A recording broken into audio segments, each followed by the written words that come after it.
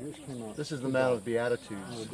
This is the traditional place where many people believe that Jesus delivered the Sermon on the Mount. We think that because Scripture tells us that he came up from Capernaum and went up on a mountain and talked to the multitudes.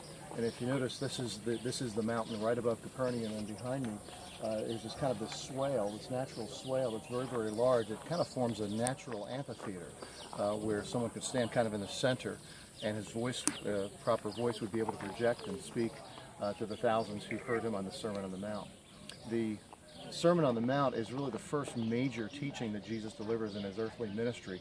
There are really two very familiar portions of the Sermon on the Mount. Of course, the first is the Beatitudes, where Jesus talks about kingdom living. And then the second is the Lord's Prayer is, of course, incorporated into the Sermon on the Mount, where he instructs us to pray. When you pray, pray in this way. Our Father who art in heaven. There are three instructions in the Lord's Prayer that direct us to include, first of all, prayer to God, and then three instructions about dealing with one another. Lead us not into temptation, but deliver us from evil. Praying for forgiving our debts as we forgive our debtors. Those deal with our relationships with one another.